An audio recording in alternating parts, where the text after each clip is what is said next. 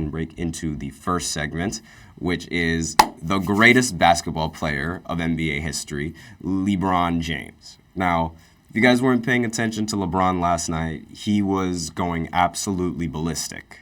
He was on a mission. He was definitely not going to let this team lose. And it looked like this team was about to lose watching the entirety of this game. And throughout the beginning of the game, it was relatively, it was close. The Lakers were up 23-22. But then, as the game kept going, the Clippers started to get rolling, and they started to really find their offense, and they started to make things a lot difficult for the Lakers on the defensive side of the ball as well, forcing a lot of turnovers and forcing a lot of bad shots, bad decisions coming in from a lot of the players. I noticed that in that first half, in the first three quarters, LeBron was a little bit conservative. And there's nothing necessarily wrong with being a conservative basketball player, but it's just when you're LeBron and your team is down by this much, you usually expect your best player to elevate his level of play, especially when the team is down. And you don't want to wait until late in the game when it's a little bit too late to make that comeback. You want to start it as soon as possible. But he is LeBron James, and it's rare that he ever it's rare that he doesn't meet the moment in the clutch. He was hitting clutch three after clutch three in any type of scenario that you could think of. Heat check went down. A shot over his signature. Look at the palm of his hand and then shoot. All of it was going down, and the Lakers were able to pull away with LeBron's performance in the fourth quarter. LeBron ended up outscoring the entire Clippers in the fourth quarter. He is almost 40, and he outscored an entire team in the fourth quarter. Now, the Clippers, this is their last home game against the Lakers when their home stadium is actually Crypto Arena, because they've been sharing the same stadium for years now. And for years, the Clippers have always been seen as just in the Lakers' shadow. Whenever the Clippers have a game, they cover all of the championship banners that the Los Angeles Lakers have and replace them with images of their players. And a lot of former Lakers find that incredibly disrespectful, because it's the Lakers, they consider it their house because they're the ones with all those championships. And the Clippers are just there. So with the Clippers just being there, now they're relocating over to a new arena, so that way they don't have to share the same arena with the Lakers. So this was the final matchup where the Clippers were the home team at Crypto Arena. And what a way to go out for the Clippers, am I right? I mean, I've said this countless of times about the Clippers and their history of blowing leads in the playoffs. This is just another example of I understand it's the regular season, but this is just another example of blowing a game in which you should have won. Because remember, they were up by 20 points at one point. Going into the half and going into the third quarter, they were up by a lot of points. And they just let that slip away late in the game because LeBron was answering quickly, and LeBron was answering when they couldn't answer in the fourth quarter. And this is sort of a trend that we've seen from the Clippers in their collapses. In all of their collapses, they usually they tend to just not play the same basketball that they've always played. There's no other explanation for it other than them collapsing. In 2020, when the Clippers were in the bubble and they were going up against Denver, everybody assumed that once the series was 3-1, that the Clippers were going to end up winning it. And throughout majority of these games, it looked like that was going to be the case. They were up by 18 going into the half in Game 5. In Game 6, they were up by 16 going into the next half. And with 4 minutes left to go into the next half, they were up by 12 in Game 7. And in your mind, you're just thinking, what the heck happened? What happened? This wasn't the same Clippers team that we saw that was so formidable in the regular season going into the playoffs. This is just a complete and utter collapse. And it's every single time, it feels like, for these Clippers, except for that one time in 2021 when they actually made it to the Western Conference Finals for the first time in franchise history. And they did that when teams weren't really expecting much of them, when teams weren't really expecting them to win. And in all honesty, like it sort of feels like that when they're the underdogs, they have a much better advantage. But when they're expected to win, they tend not to. And I just don't understand why. Because they have the players, they have the roster that they need, they have everything that they need. It just doesn't happen, and I don't understand why. But it's enough about the Clippers. Let's talk about LeBron James and just how amazing that LeBron James is. So LeBron is extremely close to being the first player ever to get 40,000 points in NBA history, and at this point, it's really like, what more does LeBron have to prove to people that he is the greatest basketball player of all time? What more does he have to prove? There's still several Jordan defenders that are reluctant to let up the fact that Jordan is their best player of all time. But 40,000 points. No one in the history of the league has ever gotten to that point.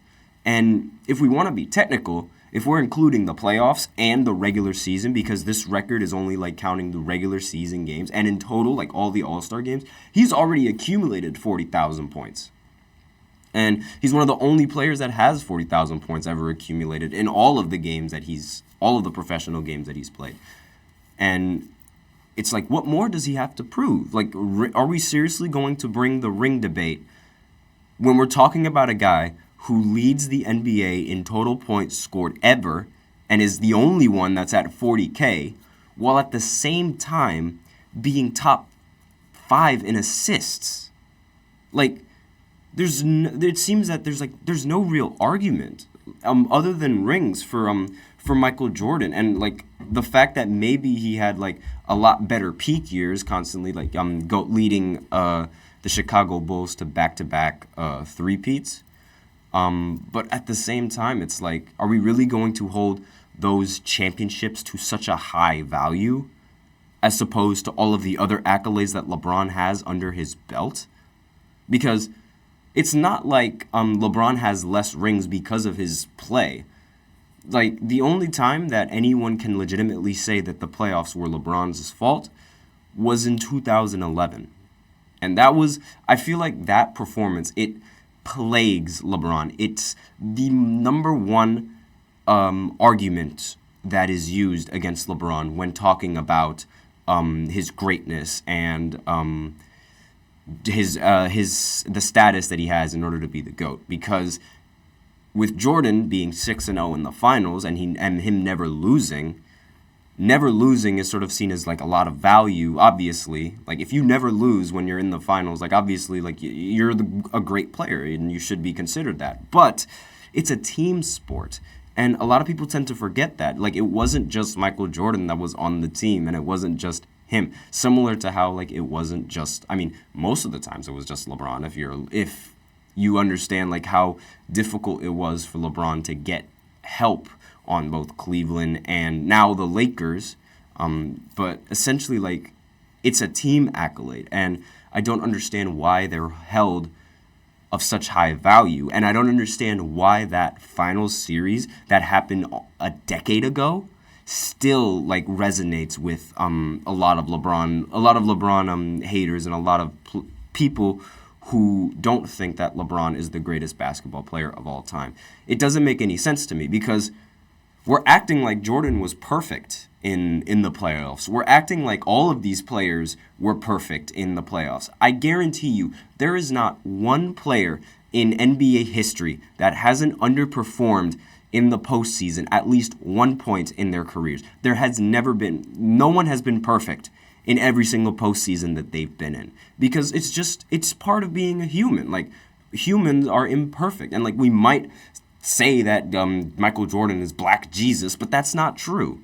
Like, he's still human, and a lot of people don't really know about like the flaws of Jordan. They get shoved under the rug when talked about history just because of how great his legacy actually is. And I'm not trying to talk down on Jordan's legacy, but I'm not going to sit here and say that his entire career was perfect either. I mean, in '95, he lost to the Orlando Magic, a series in which he honestly, like, if he was the best player, like everyone said he was, he should have won. But he ended up not winning because he ended up blowing a game, actually. He ended up losing the ball late in the game in a moment in which Jordan thrives late in the game. He ended up losing the ball. Like, somebody ripped it from him.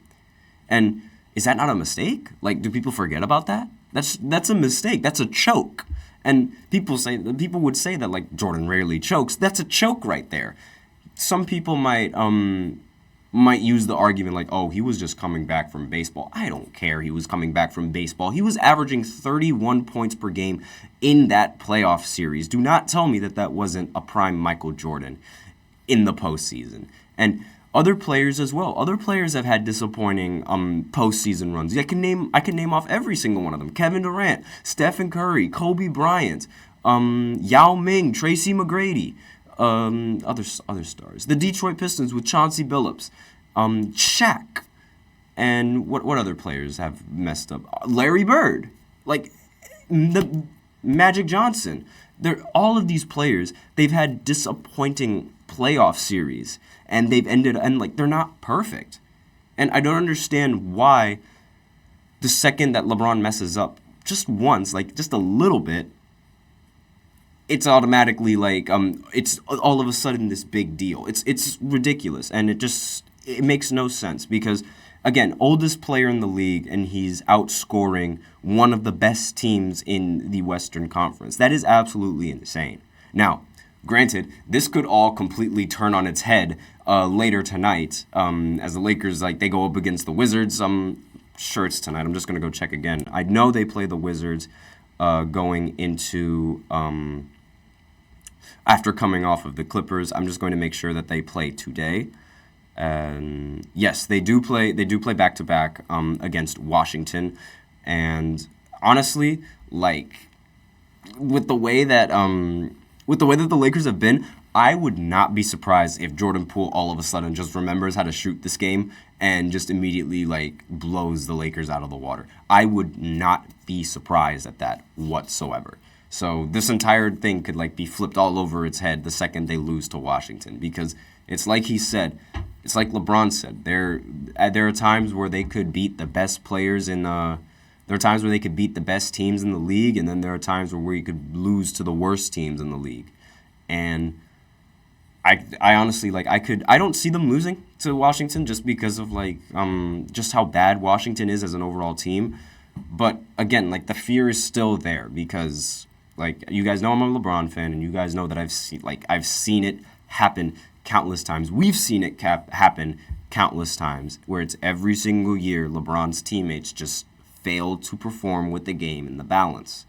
And it's getting a little bit better, I will say. Like, D'Angelo Russell, he hit a clutch shot late in that game to make sure that the Lakers still had that commanding lead. And that was a big shot coming from D'Angelo, something that they're definitely going to need going into the postseason. But with every other player, it's a little bit iffy. Like, I'm not entirely sure. Like, they're unreliable. I'm sorry to say it, but it's like LeBron's teammates, they don't tend to be that reliable in the postseason. It happens day in and day out. Players that like are expected to be good, Antoine Jameson, Zilgauskas, and like all of the other players that the Cavs brought to LeBron in that first stint with Cleveland, all of them have been proven to be like either busts or just didn't perform when the lights shined the brightest. It's a common trend, and they have to figure it out now, and they have to gain that confidence now, so that way when the time comes in the playoffs, they are not scared and they do not fold under the pressure. But with that, we are out of time with this first segment, so tune in for the second segment where I talk about college basketball and March Madness, some of the teams that have the best chances of making the tournament, as well as my overall opinions on those teams and how I feel about them, and just my overall feel of college basketball, since I don't really cover college basketball on this podcast.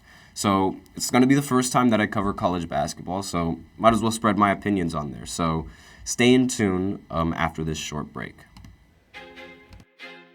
I feel like I'm losing my mind.